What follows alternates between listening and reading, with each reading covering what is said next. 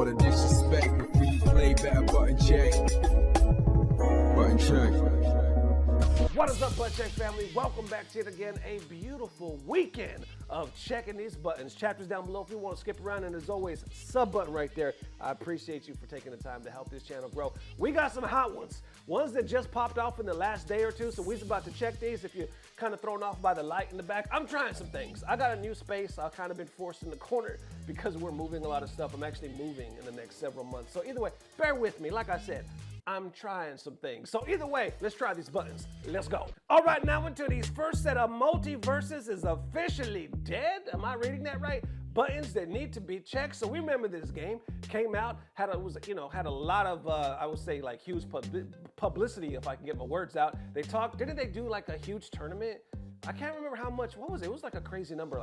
I don't know, it was something big, right? At Evo, when they were first kind of testing it, they came out, shut it down after what? They were gone for like a year, then released the beta. A lot of people like approved the beta, but then when the official version came out, they were like, yo, this is a completely different game. Anyway, if you're confused, because I'm talking a little fast right now, don't worry, we're about to unpack right now. So Multiversus posted this just the other day. Right here saying, it's been an incredible ride, MVPs. Thank you for all the support. For more details, please visit the blog post. The official statement is right here below. Let's check that out. They say Season 5 will serve as the final update for Multiversus beginning February, ending May. After the Season 5 ends, players will be able to enjoy the game offline for the foreseeable future, and you can visit the blog post and frequently ask questions for more details. FGC is responding. I see, who's that? True Underdog saying, bro, these W games are dropping like flies. If only if it was better handled. Others are like, am I getting a refund? Some saying, no lie, this has to be the hardest fumble or one of the hardest fumbles in video game history. Brutus is like, Multiversus has to go down as one of the biggest waste of potential from any fighting game. Hook Gang says, bro, this game is so ass. How did it die twice? Continuing on, Ty says right here, how did they even fuck this up with such a powerful IPs? This game should have been one of the biggest of all time. Sad. I see Fighting Games Daily saying, apologize to KOF. If y'all don't remember, Multiversus won Best Fighting Game of the Year. I think the fucking beta won Fighting Game of the Year over KOF. So now you see, now you see the KOF memes, right? Others are like fighting game player who watched KOF 15 lose Fighting Game of the Year to a game that the award presenter doesn't even remember the name of 3 years later. And it continues. Hungrybox says, reply here with the reasons you stopped playing Multiversus. For any studio looking to make a platform fighter, use these comments as a warning of what not to do when developing your game. Then the comments below said, them removing quite literally everything that was good about the beta into a full release while having the worst monetization in gameplay I've ever seen. Hungrybox adds saying, a non-Smash platform fighter with 150,000 concurrent players at its peak for its beta, a true rival to Smash, then went offline for a year only to come back for God knows what reasons, relaunch and be slower, buggier, punishingly monetized worse than before. Hungrybox even released a video to this. We're going to check out a quick clip. I'm going to put his link down below so you can check it out, but let's check out a quick clip. After being out for about a year and a half, I think, was put into hiatus so that they could, you know, take it off the servers, build it again, and do a full launch. Remember, this was the beta that everyone was really hyped about. And so, naturally, there was a lot of people hoping to see what could have been the future of all platform fighters. The issue was the game dropped. Overall, the sentiment was far worse than the beta, which is kind of the opposite of what you expect with a beta. You need a full game's launch to be fast-paced, polished, good. They worked out all the kinks, they worked out all the glitches, they worked out all the modes, they worked out microtransactions, they did something that feels wholesome and fair and worthwhile playing, and somehow they fumbled. That's the word you're gonna see a lot, is a generational fumble, and they really just did everything in a slightly wrong way that eventually snowballed into a collapse of all the players not even wanting to come back to the game. And I hope my editors can put that footage right here of that, I forget, or Gizmo doing a combo, I think on Superman or something, and it's just the dun dun dun dun dun dun dun dun. Wait for it.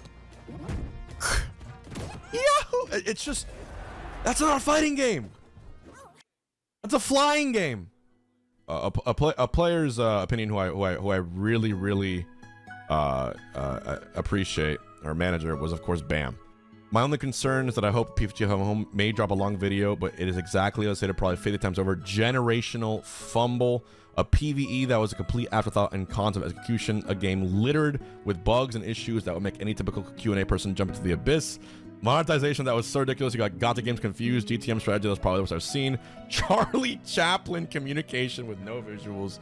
A combat designs philosophy that was simply simplify smash, because simplifying Adam makes sense. The worst strategy against leaks I've seen. Constant yapping about combat overhauls when people consider there's no vision, mediocre internal testing, and no external play testing. He's gonna keep it 1,000. For leadership on this game on PFG, this was an L. At best, hopefully it was learning experience for those a part of it. It was an insane circus. And after that, the co-founder and game director of Multiversus, right? I think co-founder of Player First Games, Tony, says, "What a journey to get here. Thank you all for playing the game. I hope you all enjoyed it. Multiversus is a labor of love from Player First Games team." And you see that one has over 2,000 likes. Well, FGC doesn't necessarily agree with that. You see people coming out saying, as a former member of Multiversus Ambassador Program and big content creator in the space, this was inevitable. They did not care about the community at all. Overpriced cosmetics for the battle pass, you have to grind to unlock characters, added characters nobody cared about. Others saying, "Hey, so Tony, what the fuck is all this?" And there's tweets, literally screenshot of all these people coming out talking about Tony, the same gentleman, how he fucked up or he sold out. You see, yeah, so everything you heard behind the scenes that Tony was awful to work with and mismanaged everything. Down below, apparently Tony was so awful that even Ed Boon and his son refused to give him the rights to MK for Multiversus. Then the one we just read, and beneath that, Frankie says, "Now that Multiversus is dead, am I allowed to talk shit and tell the story about how a coworker at PFG ruined my life?" And those are only a few, y'all. Others are like, "Well, lads, it's public thanks to, is that Brain Gremlin? I can confirm it for sure. Warner Brothers didn't sink MVS in the end. It was Tony. Dude sold out the team seasons ago to get a better line in his wallet. Why we aren't getting other completed fighters? Thanks a lot, jackass." And then he's quote retweeting this one right here, saying, "Unfortunately, Tony doesn't take any advice / ideas and is a direct result of the game's failure. Only cares about being famous." And there you have it. Okay, as far as like the Tony thing, a lot of people are coming out like, "Yo, we need to expose this guy," or "He's the one that tanked it. This is bullshit." It actually wasn't WB, it was this guy, which is interesting. I would imagine if there's truth to this, which a lot of people are saying it's so, we're gonna hear more. I haven't heard Tony come back and rebuttal any of this, so I would imagine that we're gonna hear more story, and I'm very interested to see what happens, because this is a, like people are saying, a generational fumble. Like, what the fuck? You had every opportunity. It seems like you did, and everything. You fucking had WB behind your back. How does this not work? And then you had a version of the game that people were like, "Okay, this is good." You fucking disappears for like, what was it, a year or something like that, and then it comes back worse. How? How does this unfold? How does this timeline work? I don't know. All I know is it looks good and it sucks because it did. Once again, broken record, had so much potential. We'll see how it unravels. Looks like they're gonna pull back though. They're gonna like, "Y'all can enjoy it offline. We out." How y'all feeling? Let me know. All right, next up for them, Capcom and Street Fighter 6 finally acknowledging the costume situation and saying, "You know what? Just hang on for a second, FGC, because we's about to drop these costumes and some other information.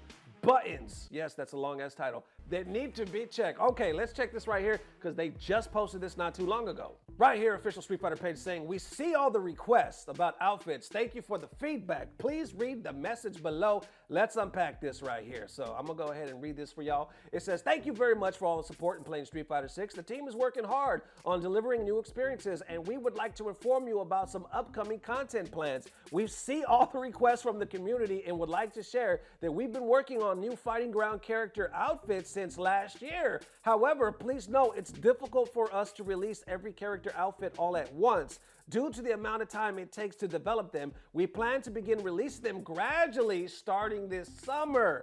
Okay, so that's hot, right? So they've been working on all this time, but they're gonna do it gradually. They continue on right here saying, "Regarding the future fighting passes, we have been reassessing their content and the frequency of their release, and we'll be making changes starting year 3, which the goal of increasing the amount of items with each fighting pass and can be used in Fighting Ground. Rest assured, we will continue to put our best efforts into ongoing development and service operations for Street Fighter 6. Thank you so much for your continued support. Sincerely, the Street Fighter 6 development team.